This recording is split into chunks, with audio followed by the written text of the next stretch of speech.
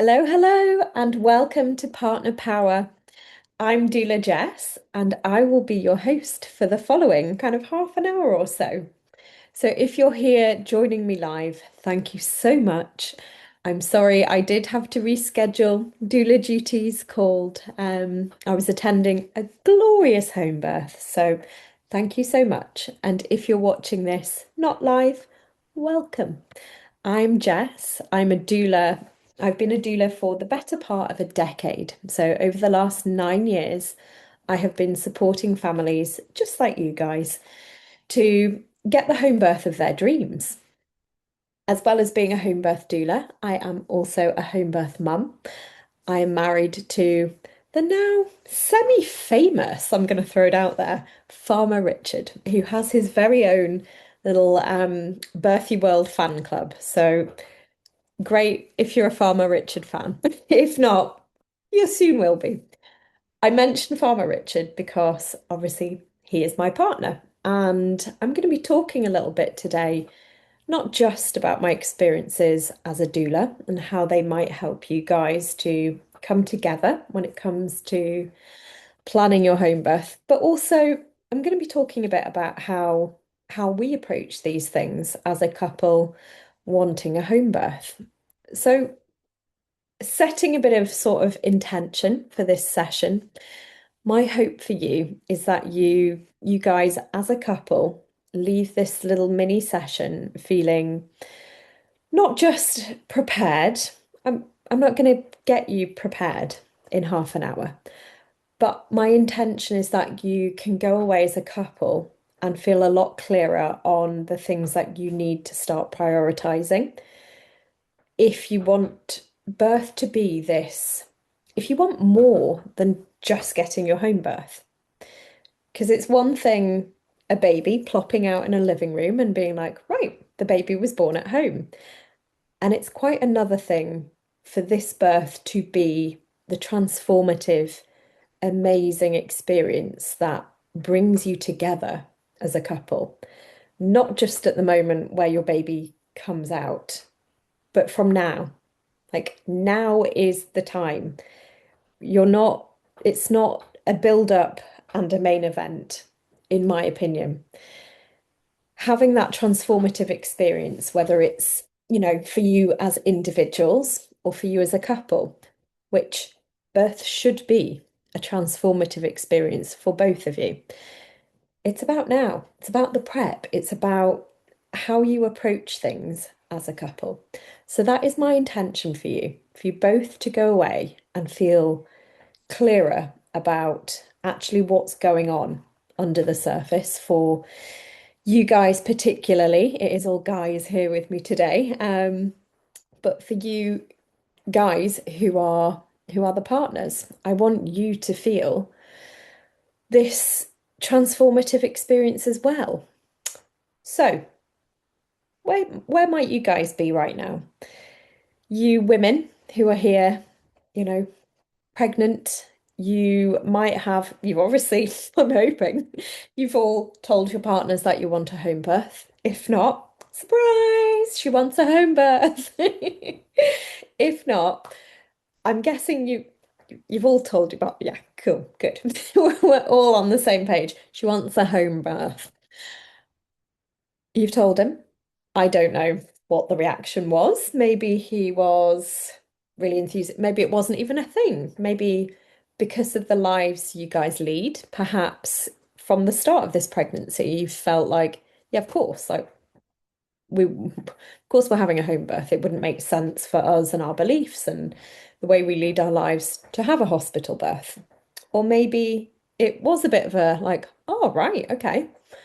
Yeah, sure, like makes sense. Perhaps you've already had a birth experience before. Maybe that wasn't a home birth, and maybe you knew perhaps that this was coming, that she wouldn't want to birth in a hospital again because of her first experience, your first experience. Maybe you sent him loads of links about the safety of home birth. That tends to be where a lot of couples start with, partner being a bit like, right, like, is it that sounds lovely. Is that a safe option for us? And then, boom, boom, boom, boom, boom. Here's all the links. Here's all the safety. Um, Maybe you've been sending him videos, nice Instagram birthy reels to kind of lure him in a little bit. Look how nice this is. This is what I want. If you can just behave like this guy here, what he's doing, or, you know, I'm being silly, silly and cynical, but maybe that's sort of been how you've edged into home birth prep at this point, kind of sending him some safety links, maybe some blogs. Oh, have I lost you? Where have you gone? You've disappeared on my. There you go. Sorry, technical hitches. Maybe that has been what you have been doing so far. You know, trying to help him feel inspired, trying to get him on board a little bit, maybe. You guys, how are you feeling? How did I don't like keep yourselves muted because otherwise we're going to have your random face popping up forevermore on this video.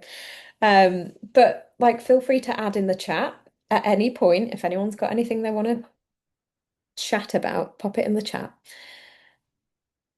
I'm curious to know sort of what your honest reaction was. On the surface, it might, I keep doing this. I'm sure when I first told Farmer Richard, those eyebrows did shoot up a little bit. And it was kind of like, all right, okay.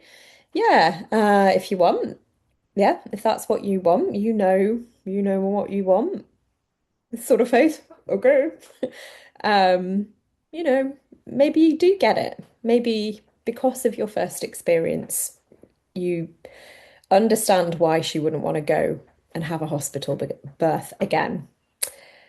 Maybe you do feel supportive. Like, I hope so. I hope you do feel supportive and you genuinely want the best for your partner and want to support her in this birth and having the birth that she wants this time around. But deep down, whether you kind of know it or not, without sounding like a real smart ass, there's probably going to be those what ifs, right? It's totally natural, totally normal. It should be on all of our minds, whether we're planning a hospital birth or a home birth. Like, okay, that that sounds lovely. I love loving the videos you're sending me. Those stats are hard to argue with, aren't they, in terms of the massive benefit of home birth. But, but, you might have those what ifs either consciously circulating around your head, or maybe it's just when you think about it, when you allow yourself, and I get that you're busy, and I get that actually perhaps birth prep and thinking about the birth isn't as at the forefront of your minds as partners than it is, your preggy compadre. But maybe when you do allow yourself to think about it, there is a bit of like like what would happen if, or maybe something happened in your first birth experience, if you are, if you've had a birth experience in the past, maybe something happened in that situation where, when you think about it, you're like, like how would that work at home? Like, how would we navigate what happened last time in a home setting? Here's the two places where, as a highly experienced home birth doula, I see partners fall apart. And by fall apart, I mean fall apart, like lose it. Either, I just don't mean you're going crazy in the birth space, I've never witnessed that, but freeze up or be unable. Let's be totally open and honest. This is where I see partners not being able to be the partner that they want to be for their loved one. Number one is when things start to get tough towards the end of pregnancy. So you're all at different stages of pregnancy here today. And if you're watching this on replay, I don't know what stage of pregnancy you're at. But let's say, fingers crossed, touch wood, that you are not finding this really late on in your pregnancy, because you're going to need some time. especially once you've heard sort of what we're talking about today. But let's assume that you are sort of mid to the start of pregnancy. You're kind of maybe towards the end of the first trimester, perhaps in, the earlier stages of the second trimester, sort of time. At the moment, everything's great, more or less, I hope. You're over that initial, sick fest that is the first trimester. You've made this decision. We're going to have this lovely home birth. It's going to be great. We're going to not do any of that we did first time around. That didn't work so great. We're going to have a nice home birth. Great. She's mentioned it to her midwife. I'm again assuming you're seeing midwives, and I'm assuming that you're with the NHS. We will talk about other things, other alternatives later. But for now, I'm assuming that's kind of where you're at. Like, she's told the NHS you want a home birth. Jobs are good, and hopefully. Maybe there's been some, oh, we might have to have a chat about that later down the line. Like kicking the can down the road. And you're taking it. You're like, okay, fine, we're gonna have a nice home birth. What I see happening quite a bit is that's the blossoming. You're in the good part in terms of navigating the NHS. What I see happening is that once you get further down the line, closer and closer to that point where you're like, no, can we talk about the home birth now? I want to know that things are in place, that I'm booked in. That's when things start to happen. Now, it might be sort of additional risk factors or consideration factors come into the mix. When we are tested, as often as we are with the NHS, we're almost bound to find something, whether it's a big baby, a small baby, maybe you could have gestational diabetes, maybe we want you to have some more scans, some more tests, maybe this, maybe that. Most people, by the time you're kind of in the later stages of your pregnancy, and by that I'm meaning like 35 weeks plus, something's going to come up. There's going to be some navigating of the system in all likelihood. If not, great. You're a unicorn. You've managed to hop, skip, and jump your way through the NHS and get your home birth. Love that. Love that for you. Most people don't get that. Most people have some hoop jumping. Most people, most couples have pressure from the NHS. This is where I see partners falling apart in terms of claiming their role as that like grounded, confident, rooted, unshakable presence. If it's not there, it's on the day itself. And when it's on the day itself, perhaps they have buried their head in the sand until this point. Yep, yep, yep. Great, great, great. Whatever you want, I'm with you. I trust you.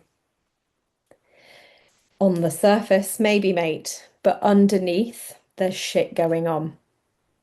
And whether that shit, sorry, I'm a swearer, I'm a bit of a Yorkshire swearer. Whether that shit is to do with authority, so being able, it's one thing to, rile yourself up and be like, yeah, yeah, like, fuck 'em, like, I'll protect you. I'm going to say no. Nobody's saying this to my wife. Nobody's going to make you do anything. I've got this. I understand. I've got it.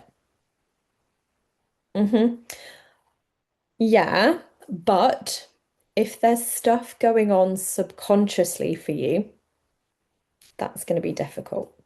We're going to talk about that later.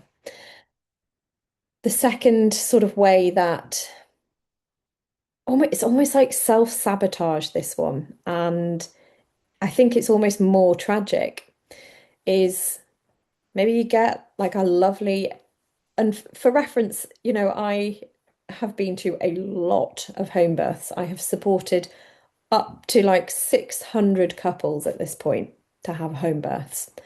I have not come across very many NHS midwives who have been like fighting with them, with the couple on the day. There is often some advocacy needed. And so you do need to work on that relationship with authority. But I tell you what, I think gets to partners more is that what if, that like just subconscious meltdown. It doesn't even, nothing even needs to be going wrong necessarily. You know, there's not necessarily even something emergent happening. It's just that being dropped into the birthing situation and suddenly shit's got real and that just like, oh, like I don't know what to do. I don't know what to do with myself.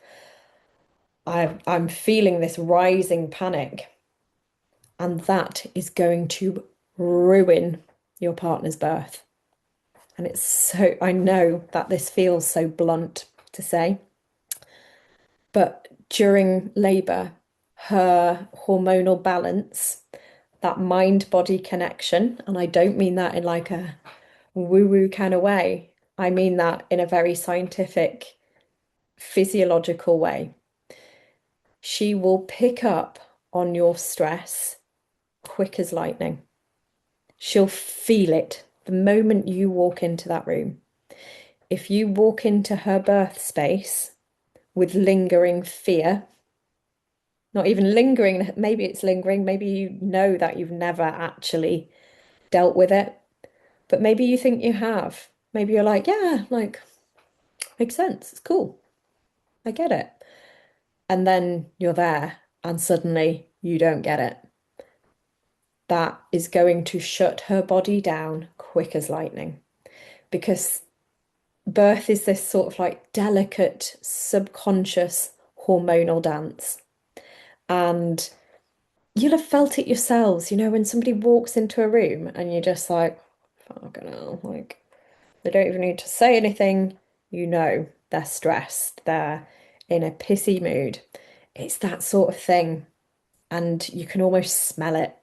Like, you know, that thing of like, I can smell the fear. hmm That's that's going to happen. And what happens when she senses your fear, or she senses that actually he doesn't have my back, does he? Like they keep asking him if I'll have a vaginal exam, and I can hear that wimpy old voice. You know, I can hear him being like, "Oh, right, okay, yeah, I'll ask her about it," rather than being like, "No, it's on the birth plan. She doesn't want a vaginal examination. Thanks." Sure, I can check that's still the case, but I know that's still the case. So if you just back away. This is what we're going to sort of look at today.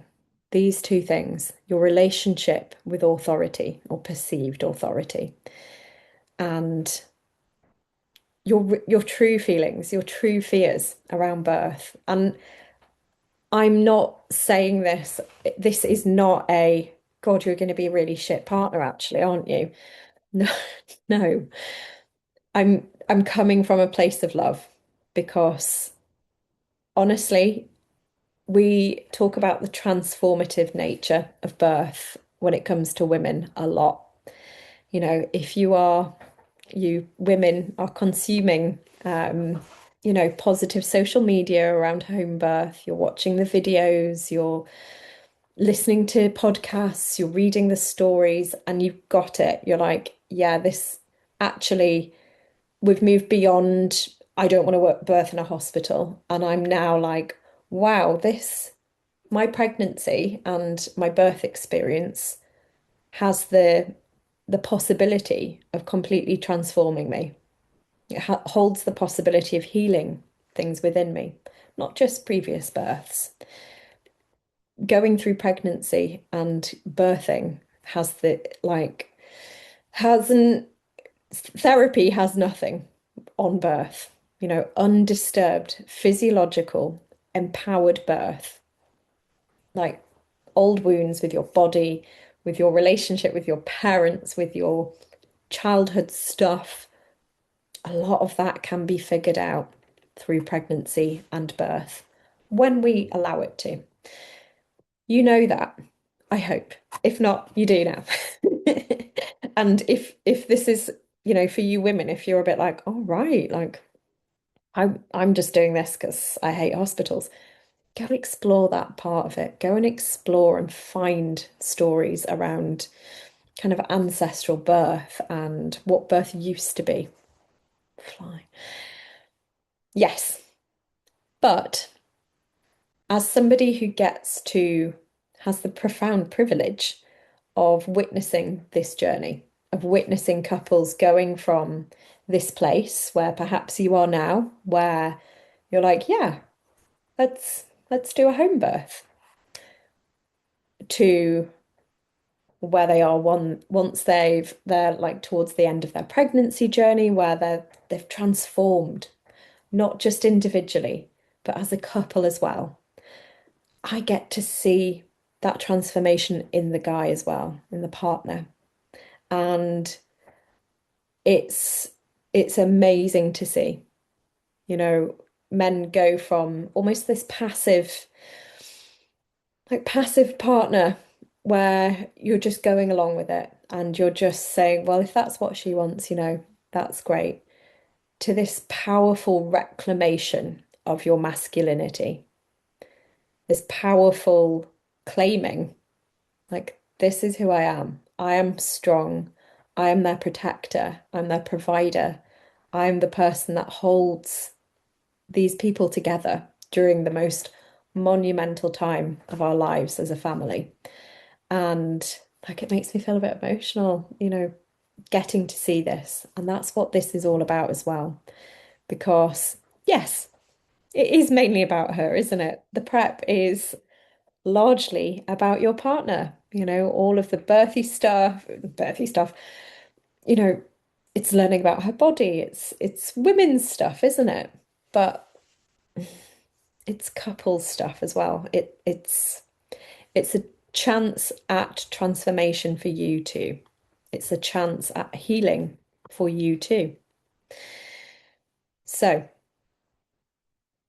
I want to tell you a little bit about a couple I worked with a few years ago. How many years? Maybe 3, 4 years ago.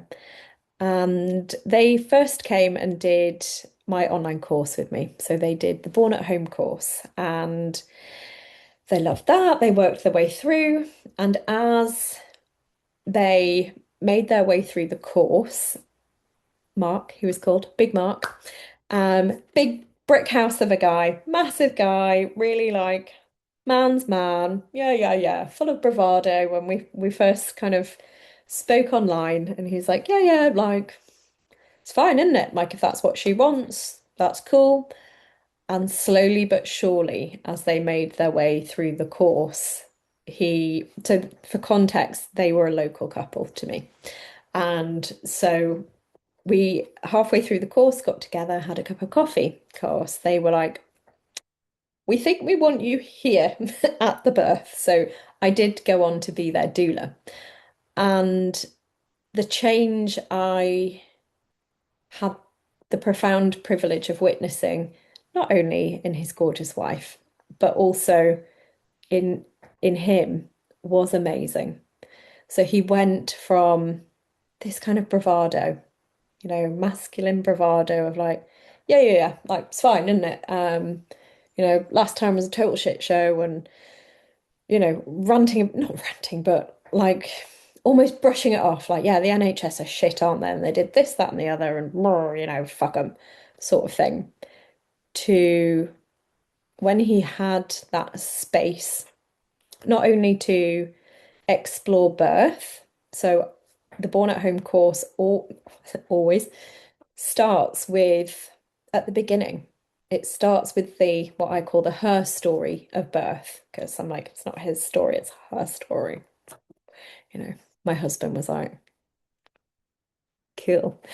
But I did it anyway because I was like, no, this is my feminist coming out. Anyway, we start with the history of birth and looking at what birth used to be, how safe birth used to be. Like, let's get into it because that's what we hear, isn't it? Our ancestors would have been so grateful for the kind of the medical assistance we have today. Would they, or would they be like, what the hell are you guys doing? What have you done? I think they would more be on that side. But we looking and learning about sort of what birth actually is. It's almost like a deconditioning process, unlearning what you know about birth in the context of the modern world, modern society, and looking at what it used to be, looking at what your role as a partner would have been, and sort of slowly making your way through, learning about what her body needs in order to birth safely and with as much ease and comfort as possible at home is, like, in my opinion, where you need to start. And going back to Mark, and he had this sort of slow, I wouldn't say unraveling, but like slow letting go of that bravado, that front of, yeah, like it's fine, whatever she wants, that's fine. I'll just stand there. I have no idea what I'm doing, but I'm there. To him actually feeling able to open up and say, do you know what, actually, that first birth experience was shocking to me. It was actually quite traumatic. It felt really disempowering for me as a man to have to stand and witness what I stood and witnessed without knowing what to do, without knowing what was going on, without knowing where I fit in, and frankly, feeling like a spare part, stood in the corner of a hospital room whilst the room flashed around me. I didn't know whether she was okay or not. Nobody speaking to me, just shouldering all of that, being past a baby and wondering, right, now what? And I don't think we give space enough to for men to actually speak about these things. And because understandably the focus is on the woman.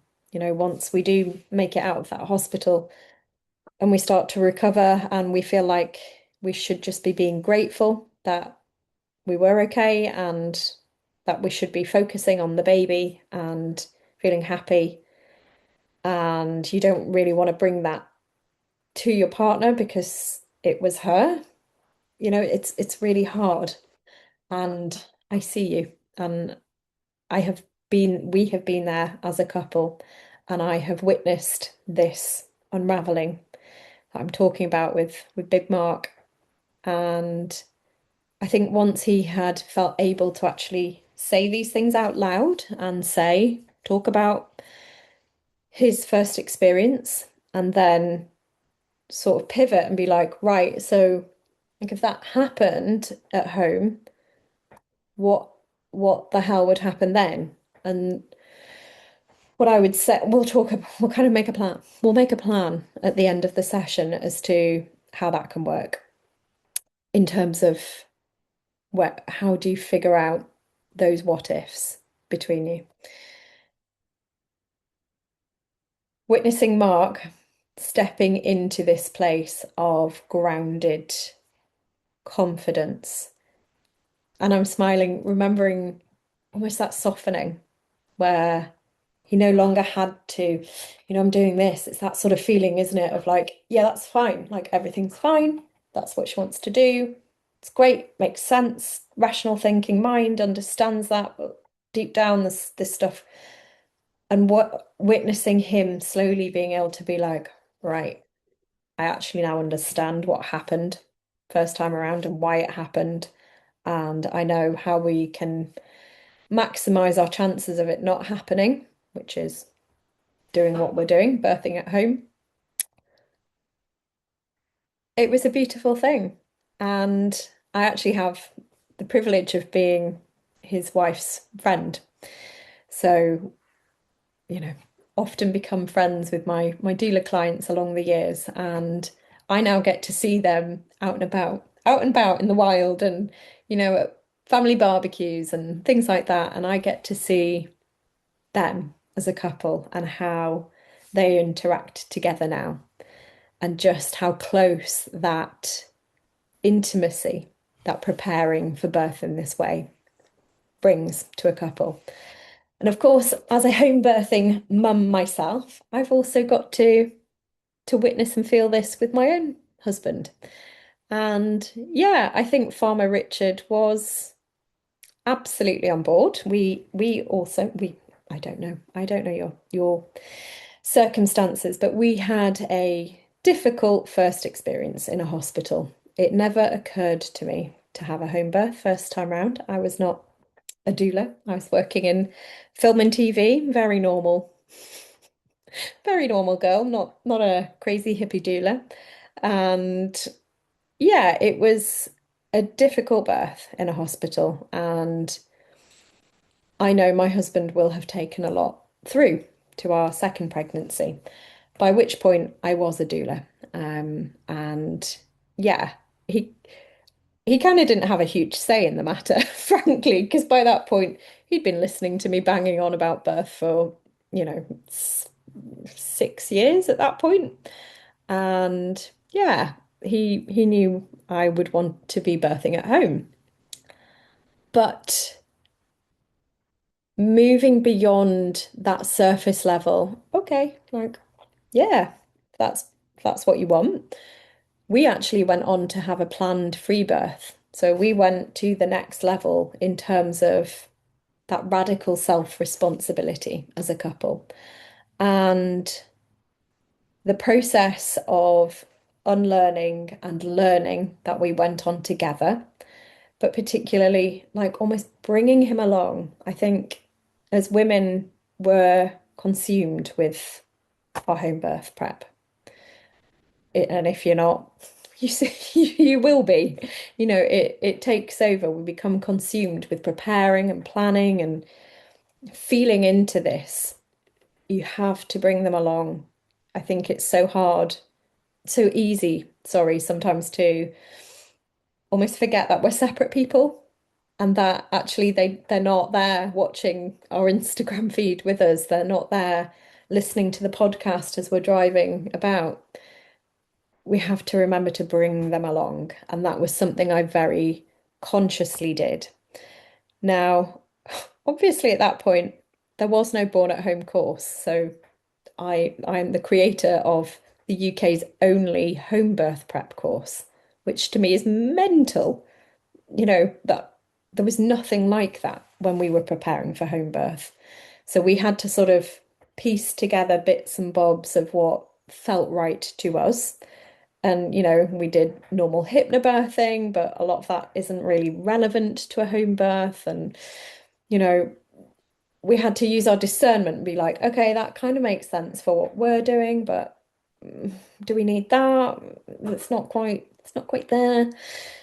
But we did what we could with what was available. And that process of him committing to doing that, him stepping forward with me into that preparation was transformative, not only for our relationship, but for him and his self-belief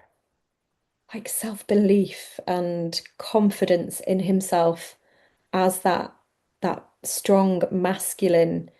I always kind of refer to him as almost like a rooted oak tree. That's what I wanted from him during our free birth, and that is what I got. That like calm, steady, like yeah, you shelter, you push against me, you shelter from the rain with me. I am here. I'm unflappable. We've got this. And oh, did he do that? And it transformed our relationship. It transformed our intimate life. Like, we're all friends here at this point. Like, there is nothing hotter, my loves, in retrospect, when your man has protected you and taken that burden of responsibility alongside you, not just put it on you, not just being like, if that's what you want. No, stop being a fanny. No offense to fannies. Fannies are very badass. Not like, anyway, this is not a genital competition. But do you know what I mean? Like, it's just a bit weird being like, if that's, yeah, if that's what you want to do. Like, no, you are a partnership. It's not just what she wants to do.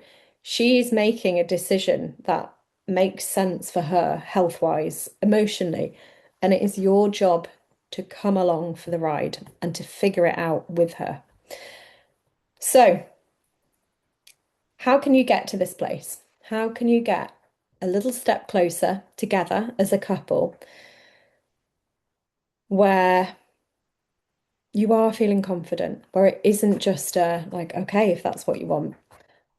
Number one, I would say, like I say, there's a reason I start the Born at Home course with looking back.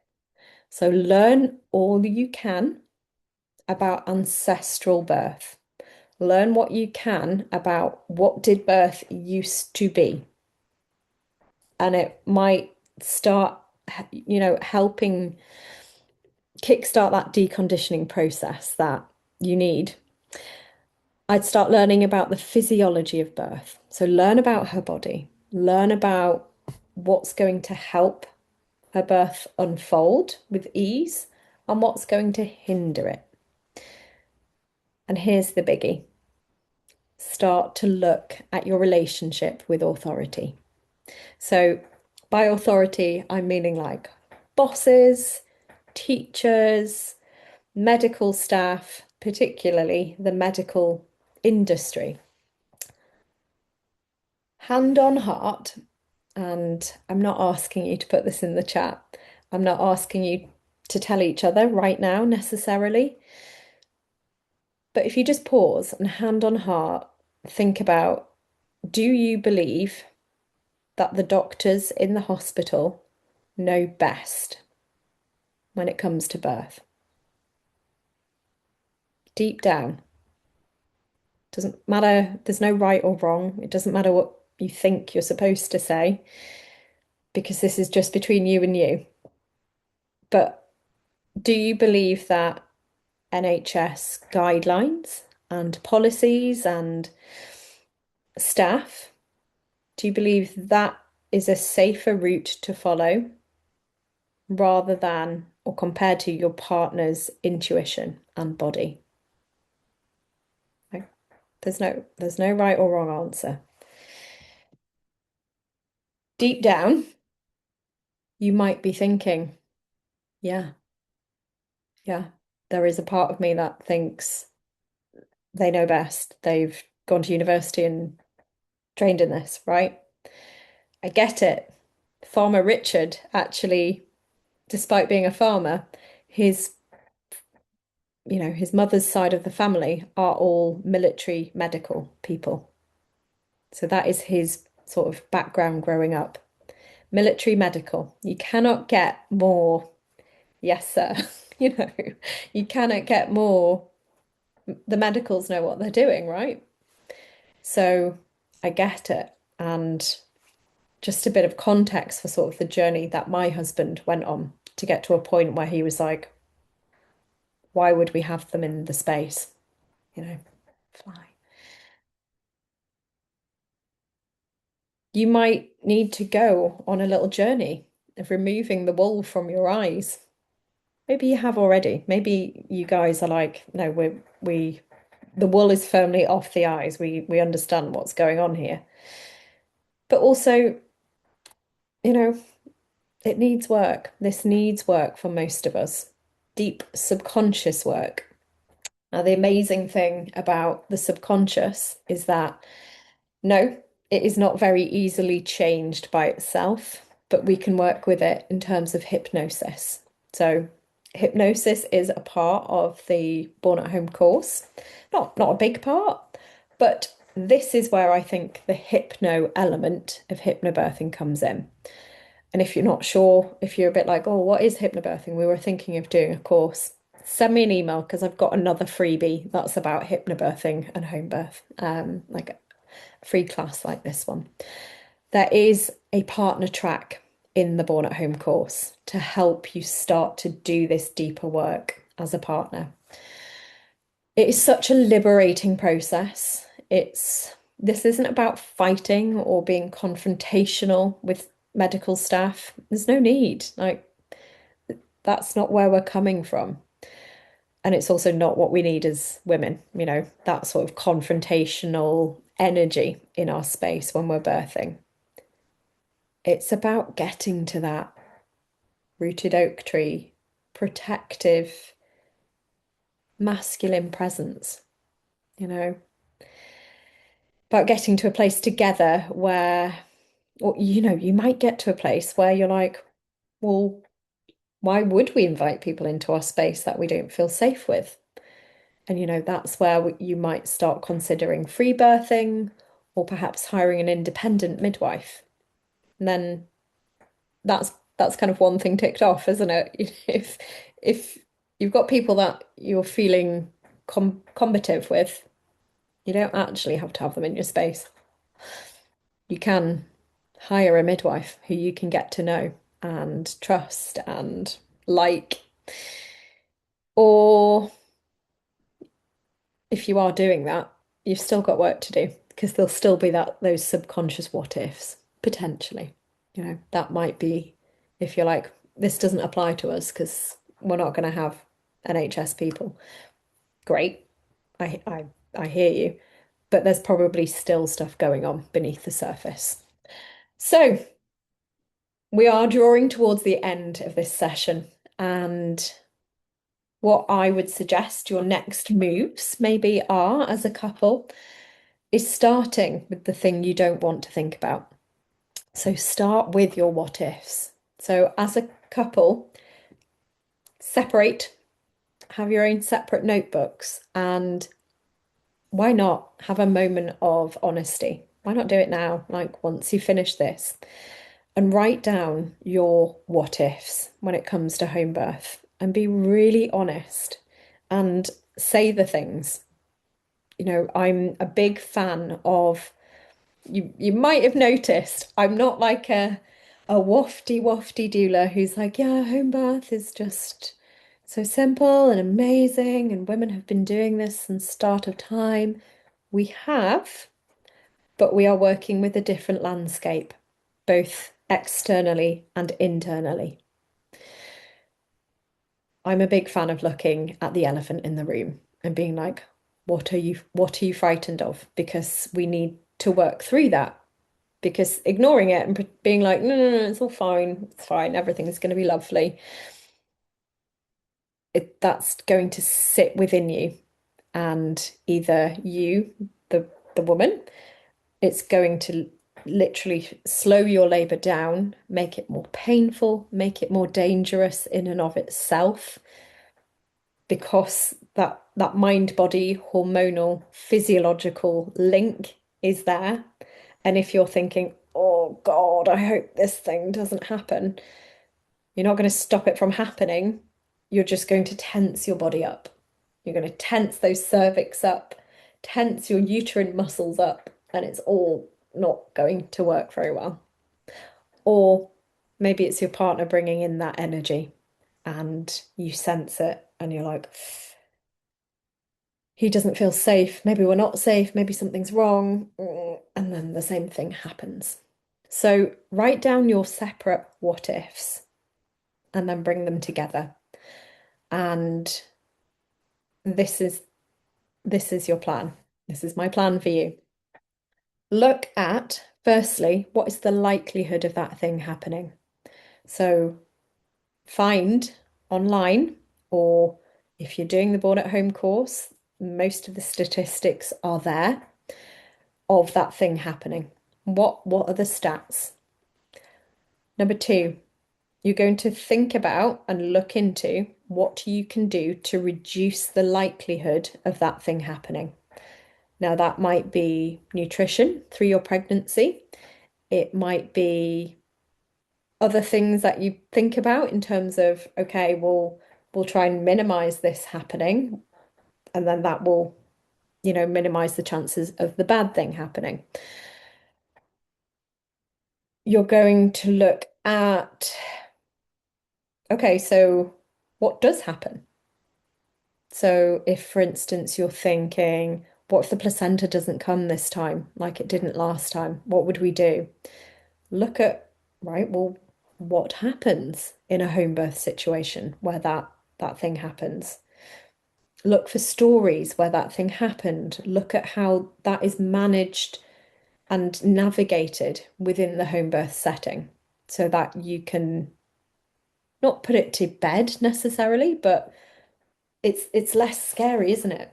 It's like turning on the flashlight and being like, okay, there is a thing in the corner there, but look, it's not actually a scary monster. It's just a teddy bear that looks a bit gross. We don't really want to play with it, but it's actually not horrifying. God, what a great metaphor. Just made that up on the spot. Um, you can take that for free. In terms of your relationship with authority, if that has kind of sparked something with you and you're like, yeah, actually, I think deep down I would have a propensity to think either, yeah, we should squeaky chair. Either either, yeah, I would have the propensity to say, oh, we should probably listen to what they're saying. We should do this. I know you don't want to do that, but it's easier for me for you to do that than it is for me to say to them, look, will you just back the fuck off? She said she doesn't want fingers in her vagina. You might, I'm I'm being facetious, but you know what I mean. If you do think I do actually have a tricky relationship with authority and being a nice guy and not being confrontational, my husband was definitely in that camp. He is like such a nice bloke. He's one of those guys who everyone loves. Wherever he goes, everyone's like, "Oh, he's such a nice bloke, your husband." And he is. And it's not to say he was like a wimp, a wet lettuce. Absolutely not. Like captain of the rugby team, big old farmer, not there's a difference between it's a subconscious thing, isn't it? Of being agreeable, of being pleasant, of being nice, and thinking we want to separate the two things. We can be pleasant and nice, but also authoritative and firm and grounded. It's something I've had to learn to be as a doula. I am nice as anything with medical staff, like very purposefully. I'm very kind and understanding and agreeable. And, so many midwives after we've worked together have been like, you are lovely. Like it was such a pleasure to work with you. Even though I know there had been incidents where I had been authoritative, as an advocate for the parents, you know, just gently, gently, like, oh, yeah, I totally hear you saying that. And I do understand why you would want to do that. But no, sort of thing. Like, yeah, yeah, yeah, but it's not what we're doing. That's deeper work and, you know, is something that if you wanted to look into more, the Born at Home course does cover this, but it's not something I can work with you in the next minute. There are, journaling. Start by journaling. Like, what is my relationship with authority? How do I feel about saying the idea? Just sit with it. Sit with it and think on it. And if you feel like actually this is something I need to work on, then subconscious work is chef's kiss. How are we all feeling? We've overrun, obviously, by 4 minutes, which is not too bad for me. Yeah, how are you all feeling? You good? Give me a thumbs up. Good. It's a lot to take in, and I always knew that this free masterclass would be a little bit like wham bam, thank you, ma'am. Like, whoa, I feel like you've just assaulted my very being. Hopefully not, but I get that this is big stuff. But oh my God, like when you get to that point, even before that moment where she's pulled the baby up, head back, like, oh my God, I've done it. And the tears are falling down both of your faces as you realize that you've done this together. You have made the journey together.